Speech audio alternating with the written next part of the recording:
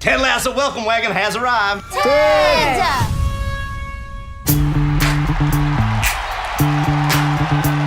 So, you're heavily favoured this weekend. You think this will end your embarrassing streak of draws? Lloyd, I've never been embarrassed about having streaks in my drawers. You know, it's all part of growing up. I got a question for you. Has a team a la us ever won the whole chimichanga? Not for 40 years. Oh! No, you don't coming through here. That's fine. Yeah, I got you. It's like Dukes of Hazzards. Y'all probably call it the Earls of Risk over here. We've got work to do. I think it's time for these young fellas to meet that guy. Oh, no. Lasso.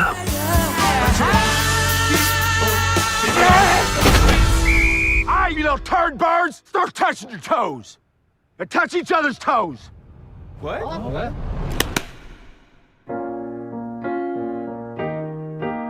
Last week, the hit Apple TV Plus series Ted Lasso earned 20 Emmy nominations, the most for a comedy series. The debut season of the series, which follows Jason Sudeikis as an American football coach hired to coach a Premier League soccer team, offered just the right combination of comedy, heart, and hope to win over pandemic audiences, and its nominations included 2 for editing.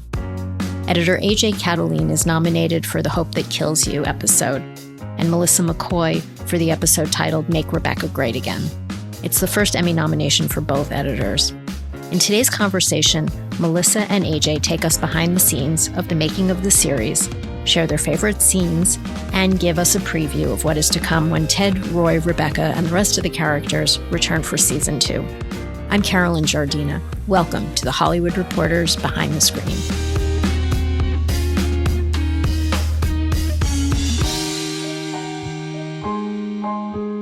So Melissa and A.J., welcome, and thank you for joining us, and congratulations on your nominations. Thank you. Woo! Thank you. Very exciting. Like 2 aces, just like our episode. Exactly. 2 aces, 2 editors, 2 noms. That's right. Barbecue sauce. This series really struck a chord with viewers. Did you expect it going in? And, what do you attribute its success to? I don't think we saw it coming. I mean, I know how I felt about it. I loved it. I remember at the end of season 1, my last day working with Jason, we just didn't know how it was going to land. And I said to him, I was just like, thank you so much for letting me work on this show. I don't know if I'm going to get a chance to talk to you ever again, sort of thing. Like, that's kind of happens sometimes where you put your heart and soul into something and it doesn't reach where you want it to reach, and you don't get to come back for season 2. So I had been down that road a few times and really just wanted to tell him what the show meant to me. But so I was so relieved when people loved what I loved about it. And people have been reaching out to me left and right about the show and what it means to them and the message in it. And it's just been amazing to receive all that love and positivity from people. It's like, it just lifts me up. And I'm so happy that, I've had some small part in helping lift up them as well. So it's just been a pleasant, beautiful surprise. Well, especially during the pandemic, what has it meant to you? Would you want to elaborate? Yeah, during the pandemic, just being in your own little island, I hadn't left my house and suddenly people are reaching out to me, and I've had students reach out to me, and I was Zooming with students in North Carolina and in Chicago, and just people wanting to talk about the show, wanting to talk about how I, found my way to the show. And it's just been a really beautiful connecting with people that I never, imagined. Which leads to my next question. And I wanted to ask, how did each of you come onto the show? It's happenstance, I guess. I had met Kip Kroger a few years back. He was interviewing for editors for another job, and I didn't get that job, but we made a connection. And I think the moral of the story there is, stay in touch with people, because I then had cut a History Channel short film comedy that Jason Sudeikis was in with Dan Harmon, and he spoofed Thomas Edison. And I just always loved his comedy. I mean, I can watch Jason dance for like hours, I think, just take after take. And he was doing some really goofy Thomas Edison rap in this show. It was called Great Minds with Dan Harmon. And so I'd loved his comedy, and I called up Kip. I'd heard they were doing the show, and I had known nothing about Ted Lasso other than the short films that were out there. And I thought, it was going to be just a simple comedy, like a sketch com. And I remember we weren't going to be editing on the Warner Brothers lot. When I talked to Mel, who I was just meeting, I said, wow, now it's over at Warner Brothers. And this is turning into a big show. And I think when we started getting the scripts, which just trickled in, we as we were cutting, we realized it was much, much deeper than a comedy. And it definitely had so much heart and so much behind it. And I'm just so happy that it's resonating. And what is it like to work with Jason and the other members of the team? It's amazing to work with Ted Lasso himself, I have to say. Not only do we get the benefit of, especially season 1, when he would come into the office, he'd be like, let me do that loop line real quick. And he would put on his Ted Lasso voice. And you don't think that it's a real accent, but it really is. It's funny. He gets into character, and then so instead of, one of us having to fill the line, badly, you get the actual Ted Lasso line. But also just just a real visionary for the show and what the show should be, and a real cheerleader, a real supporter. He elevates, I think, everybody. When I'm speaking with the directors, one of them that I worked with this season, she was like, he just, makes you better. And it's true, because he knows all the ins and outs of the show. He knows all the backstory, and he can give you all these tools to inform decisions, in the cutting room that is just really fun. And he's not only funny guy, but he's so smart and a real cinephile. He'll bring up scenes from television, from movies. The other day he was talking about a play. I mean, he's just so sharp in his reference points, and really just gives you a touchstone to work from. And it's inspiring and challenging in the best way. Well, throughout season 1, the Ted Lasso character really, changes all of the characters around him. You were both shaping, the arcs of many characters. Do you want to each talk a little bit about, just how you handled those arcs throughout the season and how you shared the duties to keep it so consistent? I think what helped was having so much of season 1 open. We were cutting all 10 episodes, it seemed, all at once. I mean, we'd finished them early, but the fact that we could go backwards, knowing that, I didn't know that in episode 1, when he talks about that he doesn't know that soccer is a game that can end in ties, that would be a very critical story point for episode 10. So Ted learns these things, and Jason knows all of this. He's thought of this series as a 3-arc structure in his head from long ago, and he doesn't always share that with everyone. He keeps that close to the vest. He's always he's like a great poker player. He's always shuffling cards when he's editing with us, and it's a way to keep him thinking and keep him focused and not getting nervous. So it's like he holds those creative cards close to his vest, but not because he wants to hold anything back, but he kind of wants us to discover this fresh, and how we react to the footage. He is insightful for him as to what choices to make. But definitely with the characters, I saw very quickly that it was a story about authenticity and vulnerability. That Keely and Rebecca, could have been competitors, but they became really close friends. Rebecca was dealing with a lot of shadow in her life, and I think this is a huge resonant theme with Jason. And she, learned to grow and to express herself. And every character on the show found his voice. Nate the Kit Man grew into becoming a coach, and Jamie Tart grew into not just being an arrogant prick, as Roy Kent called him, but feeling empathy. And Roy Kent, that was a big moment for Jason when they set that up early. That wait till he actually loves us. He's going to be furious then. And then at the end, in the last episode, he Roy Kent just completely melts when he says, "It's hard to love you, Ted." So these are all moments that Jason, worked on with us. He's very intentional. Yes, it's the film school of Jason Sudeikis. He knows so many references to so many films and TV shows, and he loves references of books and songs. And when you can find those hidden gems and metaphors, he likes to play with those. Do you want to give an example? Well, the Allen Iverson speech is great. I mean, that was something that he came up in episode 6. That was unplanned. It was unscripted. He thought of that probably 2 days before they shot it. We were doing a bit on semantic satiation. I can even say it. It's when a word is repeated over and over again, like plan. I have a plan. There are aces, 2 aces. And you just repeat the word and it loses its meaning.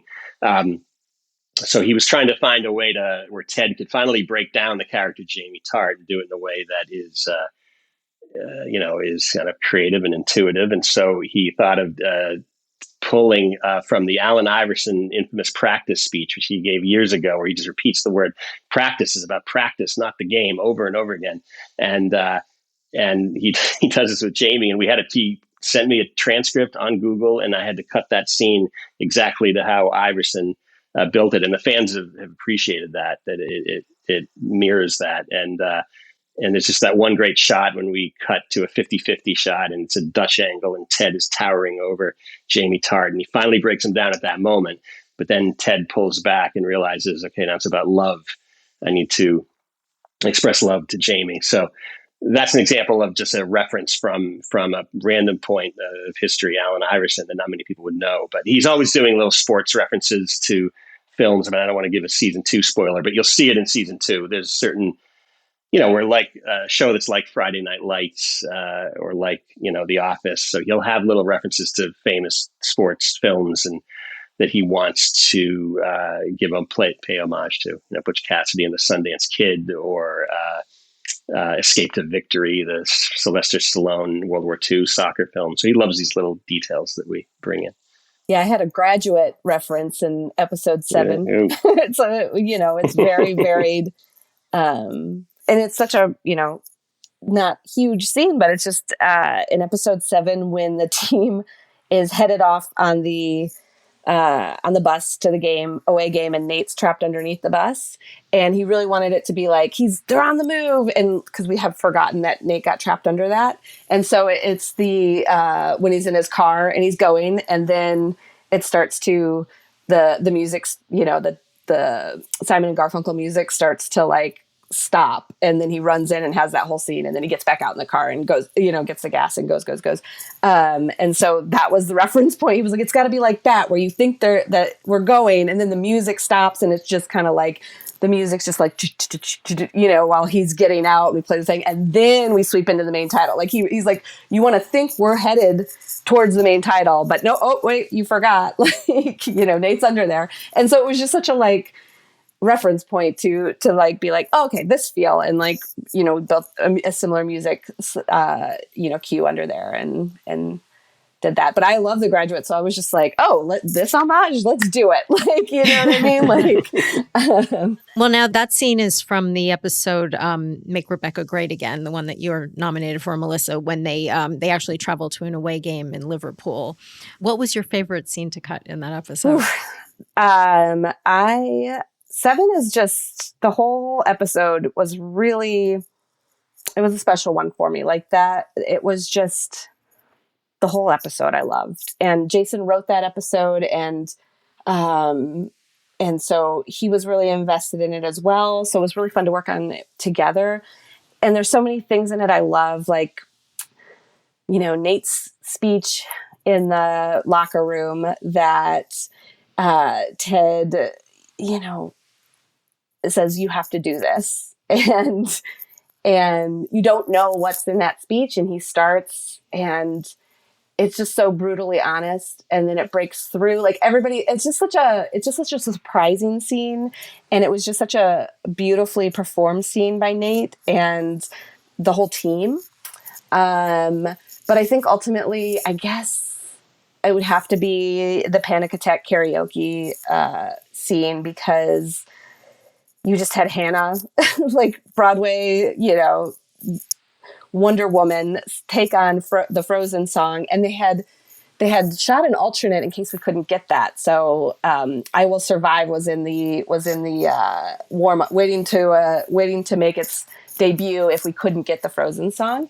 So I had those versions, and then weaving in the team, which is gelling, and there's a great cutaway to Roy Kent singing the Frozen song, because of course he would know that from his from his niece Phoebe. Yeah. And so when I saw that in the dailies, like, that's not scripted.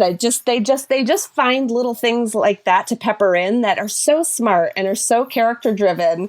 And, I think that just happened in a one-off. Like, it was just like because if you can imagine, like a whole team in a karaoke room, there was just a lot of footage, a lot of roving cameras, a lot of like making string outs of footage that I was like, okay, I have to remember this. Like, Isaac leans forward, like the tough guy, just gets so into the performance of hers. And Roy singing. It was just like all these little moments. I was like, I gotta remember these and pepper them in as she's singing.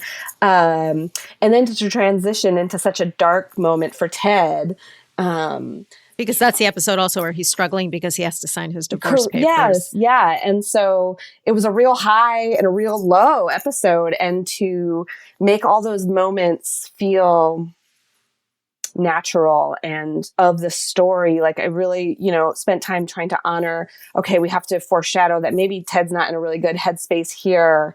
And then once the panic attack happens, trying to make that very visceral with the cuts to the hands, and his shortness of breath. And my assistant did a really amazing temp sound design job with a ringing in his ear. So there's a very like high pitched squeal that, as we got closer to his face, would just start swelling, and everything started getting really verby, and Hannah's voice started to get more distant, and then traveling him out through that club, jumping him out there and jumping his panic attack at outside.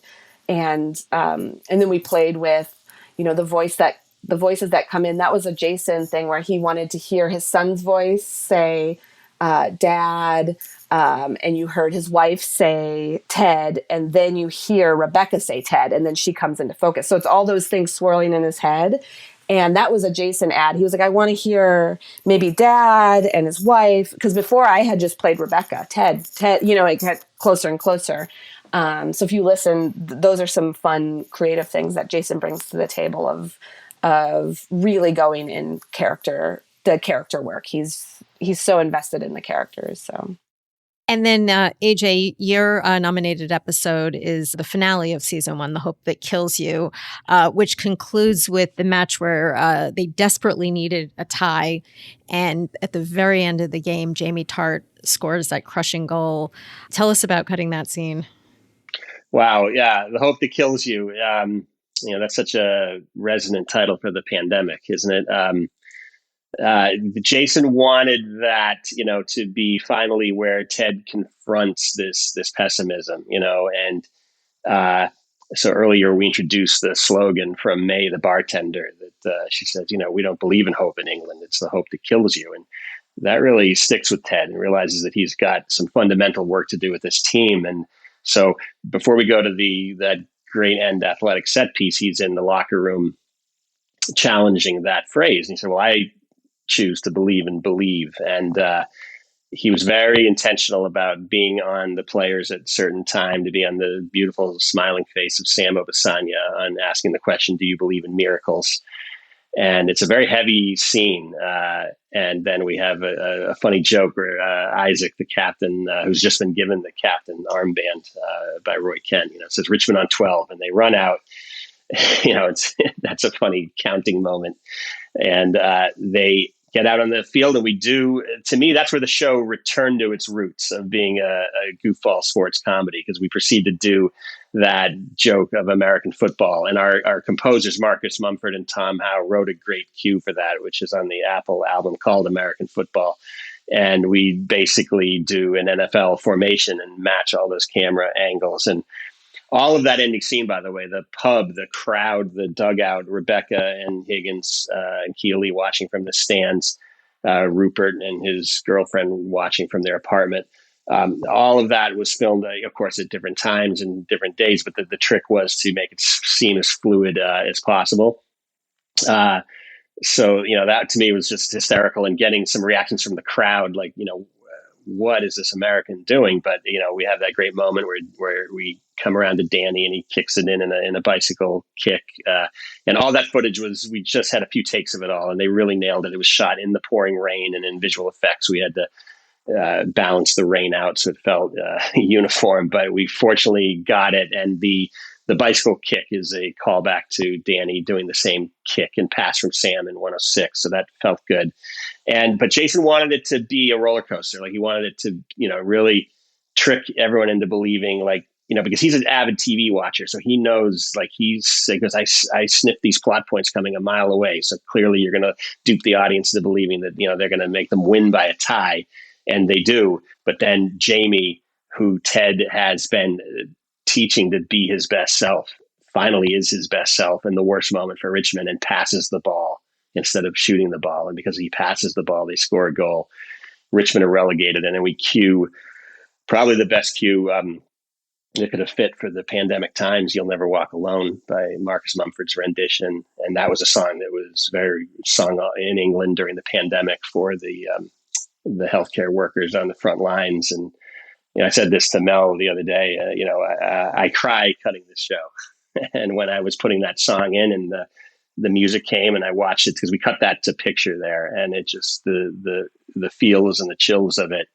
And Jason cried on Zoom too, laughed and cried with me. Like, it was just a powerful moment. And then to go into the locker room after, and he said, look, it's not about wins and losses. It's about being your best self, and it's about being a goldfish. And if you can't win, then, be a goldfish, forget about it, be in the moment and go onward. Well, the score plays such a big role throughout. Do you want to talk about the music? And it was carefully planned, I know. Oh, yeah. I mean, we can go on and on for music, but I'll say Jason knows a song when he hears it. We're very intentional about the needle drops. I mean, just in episode 10, for example, we put the Sweet Georgia Brown, the theme of the Harlem Globetrotters, earlier in the episode when the team's thinking up trick plays. That really gelled. And then the ending song, we went around in circles, like, how do we end this series, and with what song? And Edith Piaf's Non je ne regrette rien just really fit well there. That's such a Lasso anthem with the words from French. Today it begins with you. So that when Jason heard that, he's like, that's it. That's the one. So yeah, Mel can talk about how we just always jamming tunes with Mel. When I come into work in the days when we were working at Warner Brothers, listening to Mel jam the Who, the Stones, the Kinks, the Clash. It was just a great hallway to work in right now. Yeah. I mean, we spent a lot of time trying to figure out what the vibe of the show was. And Marcus came in midway, and that really helped us, because I think we were trying on a lot of hats, temp score wise. And then, when I found out Marcus was going to do the music, it unlocked a lot of elements for us, I think. And then I started listening to Mumford & Sons and found a great Mumford & Sons song to put in for 5, where it was just really, it was like, I was listening to it and I was like, had read the script of 5, where his wife basically tells him she doesn't love him anymore. And he sends her, lovingly back in the car and says goodbye. And I was driving into work and I heard the Mumford song where it was like, think of London and the girl you're returning. And I was just like, wow, that's such a beautiful song. We were able to get the instrumental and layer that in for the ending there. But yeah, it's very much a vibe, very much always inspired by what the characters are going through and what the character mindset is or story. But yeah, very character driven, which is really informative and a great place, I feel like, to have your music come in, right? Like it always feels like it has a reason and has an element that you're trying to help with your storytelling. I asked Melissa about her favorite scene to cut in her episode. AJ, what was your favorite scene to cut in Hope That Kills You? Wow.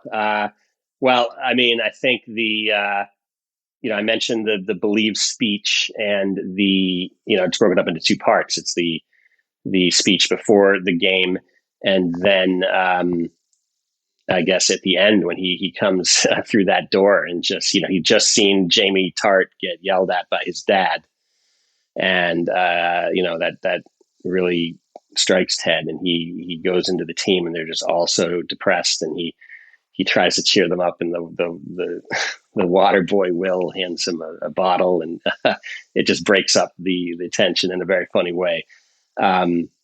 I think of both of those speeches because they felt like a two parts. So I'd say the first belief speech and the end speech, but with the roving camera and keeping that camera fluid. The entire last half of that show just builds and builds on an emotional ride, and then of course the very last shot of episode 10. It mirrors exactly the opening shot of episode 1. And that's another example of not knowing these details until we got to the end. But Jason brought that up with me. He said, I asked the director to get the same coverage of Rebecca looking to camera for the end of 10 as we see at the very top of the show when we open on her. We don't open on the main character, Ted Lasso. We open on Rebecca and follow her story. And at the beginning, she's just, sort of very composed on the outside and just sort of, crushed on the inside with all this shadow and issues she's dealing with. By the end of the show, she's very healed and happy on the inside, but an absolute mess on the outside. So she's come full circle. Do you want to give a shout out to the editorial team? Always. Always, absolutely. Our assistant editors are amazing. Alex Zabo and my assistant, and Frank. Yeah. Francesca Castro. Mm-hmm. And also our post sound team was all nominated too. I really want to give a shout out to our sound mixing and sound editing team, and Marcus and Tom were nominated. So it's just such a, I said that, soccer is like picture editing. Soccer is a game of collaboration. And so we all work together to bring all these facets together, and they really make us sound good. And our visual effects team, so much of the show's visual effects that people don't realize. We don't play in any stadium. It's all added later. And the show just looks so amazing at the end. So absolute shout out to the post team, Lasso. Yep. Lasso post team. Kip Kroger is our producer, and Caitlin Hollenbeck is our coordinator, and Robbie Stevenson is our, so Robbie's our coordinator. Mm-hmm. Caitlin is our supervisor. Did I say that right? I'm like, yes, you got it. It's been and our music editor, Richard, it's just a rock star team. And I said this to Jason, we're working together. I was like, gosh, man, I'm just so proud of everybody this season. I was part of everybody's season 1, but season 2 from people who are the guest stars to the production is everybody is just swinging for the fences and bringing so much creative energy and joy and teamwork and positivity, really, that it's been a really a joy to work on this show. It feels very special, I feel very lucky. I know this doesn't happen everywhere, so I'm trying to soak it up for sure. Oh yeah, me too. How tightly scripted is it, or do they improv? It's pretty tightly scripted. They, like I said, they come up with little gems sometimes when they're working, or they'll work out something in the for the button of a scene. Sometimes a lot of the scene will the written finish, and then there'll be some little button tacked on, and you can see them working it out in the master. And then by the time you get to your tights, and sometimes they have it all worked out, and then sometimes you kind of have to work a little bit magic to see there's a gem of a joke in here to end on, but how do I get it? Because it's kind of in a mass of 3 different takes, and I have to okay, if I steal the sound bite from this, that makes this joke make sense, and then we can really go out on that hilarious close up of beard or something. You know what I mean? So that's, I find, where a lot of the improv comes, and then they'll have alt lines. I remember in one of in season 1, I think it was episode 9, where they're thinking about benching Roy. They Coach Beard and Nate sit Ted down and say to tell him we need to bench Roy, but Ted looks at them and goes, looks like you guys are about to do improv, and or you guys are going to be, or dating or something. Like he did some joke like that, but he had written down like a line of improv prompts that he thought they could do, sort of thing. Like, that he thought they were going to put on an improv show. So I could see Jason like looking at, okay, let me do this line now. So like they'll come up with like a list of improv sometimes, but for the most part, it's pretty spot on for script. What do you think, AJ? Yeah, I agree. They play as they go forward. So the earlier takes, which are masters, then it becomes a bit of a puzzle because they, as Mel says, they discover a joke through the takes and they won't necessarily go backwards and get the footage. So that becomes a little bit of a puzzle, but we always make it work. Yes, Jason will think of ideas on the set. Like he saw that coat hanger in Rebecca's office that looks like a tree, and out of the blue on one take, it's like high five tree. And that just became a gem of episode 2, and everyone loves that saying. And that was just a one take, one off. You just thought of it. Sometimes the improv is completely unplanned, where he mistimed the leap heading out of Rebecca's office and smashes his head into the door and just recovers and had to go see the set medic. That was all real. And then sometimes there's more in-depth writing that he does, like the Allen Iverson scene that I mentioned, that he thinks about the day or two before, makes some changes, because Jason is a writer, a creator, an actor. And so he's always bringing new ideas in. But yes, the scripts are very well written and the storyline is all there by an amazing team of writers who've really thought this out, and they don't share it with anyone beyond themselves. Like we don't necessarily know how, when we were cutting season 1, we didn't know how it was going to end. Same with season 2. And, I don't know what any of the arcs are going forward. I'm like the audience. What's going to happen to I know Richmond. a few. But yeah, I know a few. Jason drops a few nuggets, but got those locked down. Well, what I would tell, this isn't a spoiler, but I would just tell fans of the show, like what you see in the show that you love, know that it's intentional and that those things are probably going to continue, because Ted is a very, he's way wiser than a barbecue sauce loving country bumpkin. So things that you see will carry forward, and little moments that they'll be there. It's very intentional television. So, I can assume and guess what storylines will happen, but I'm excited to discover it. So season 2 will be available tomorrow. In the first episode, we're going to catch up with our characters. We're going to meet Roy Kent adjusting to retirement. We are seeing Danny Rojas after a traumatic penalty kick. And Jamie has taken a chance at reality TV. And the series also has a new sports psychologist for the team. So with all of these things, what can you tell us about season 2? Just buckle up, basically, is what I just like season 1. It is a ride. And I think that you will get to the end and you will have laughed, you will have cried, and you will have fallen way more deeply in love with these characters. I know I did. I'm just in awe of our cast. Like, they are amazing. They did amazing work this season. And I'm so excited for everybody to see it.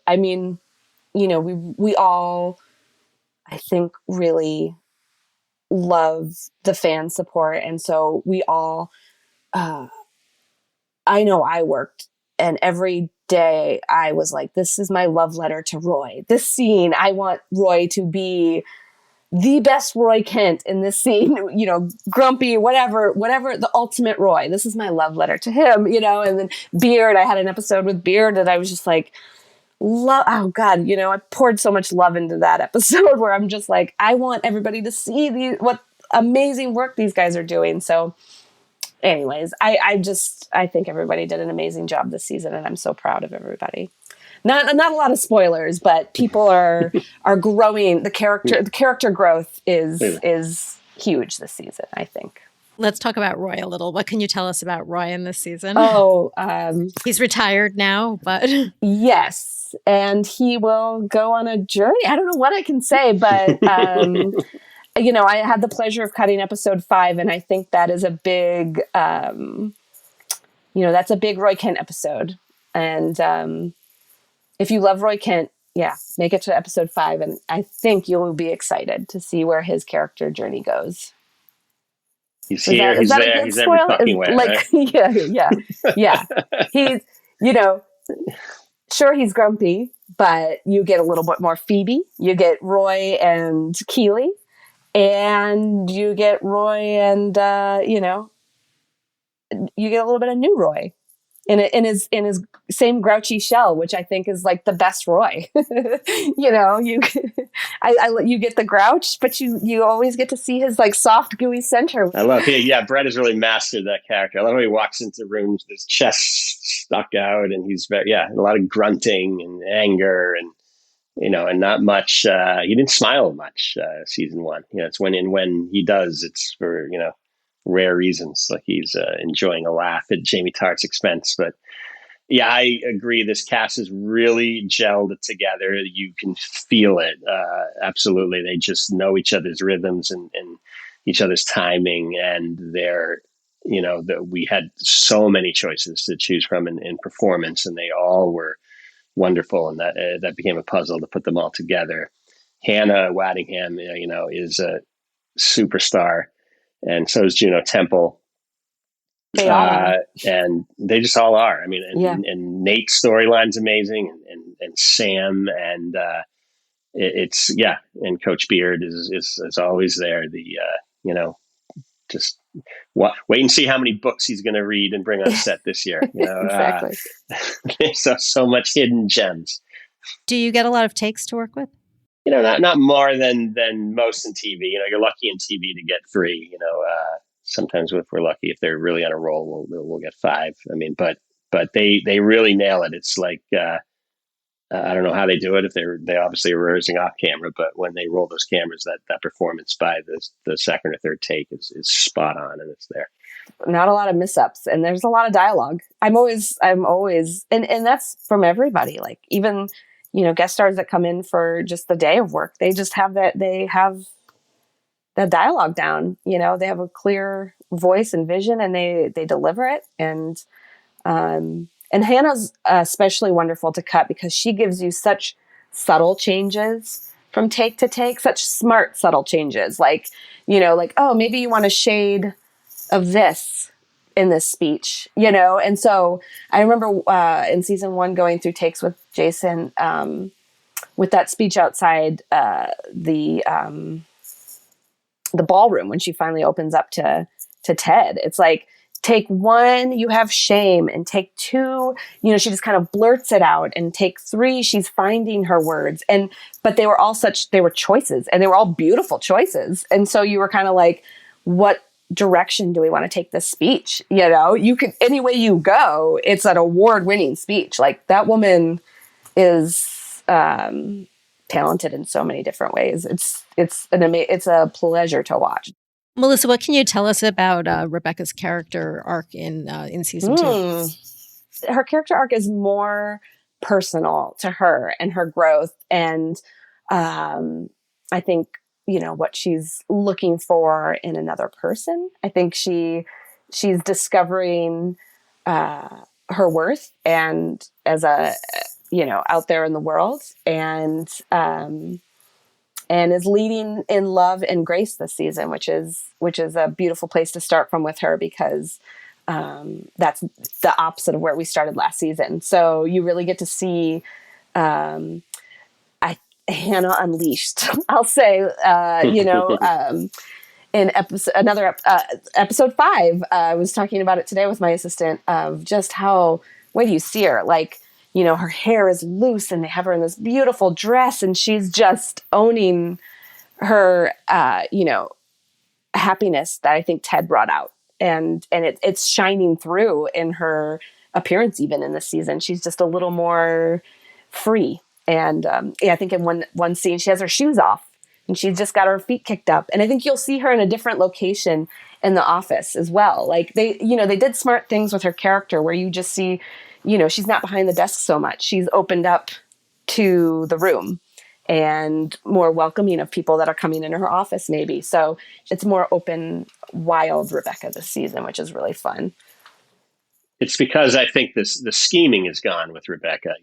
Ted and her have come together, and so there's no more secret plotting with her. So what you do see with Rebecca, is more of an open, like, I want to be more authentic and relate more to people. And that applies to all the characters. They know each other now, so their relationships are going to get deeper, get more intense, and we're going to see, the both good and bad, yin and yang of each of their personalities come forward. It's going to be the very best of them, and in some ways the worst of them, and then the worst, of course, makes for some great comedy and great tension. Well, congratulations on your Emmy nominations, and thank you so much for coming down to join us. Thank you for having us. What an honor. Thank you. Thank you for having us, Hollywood Reporter. But heaven knows I tried.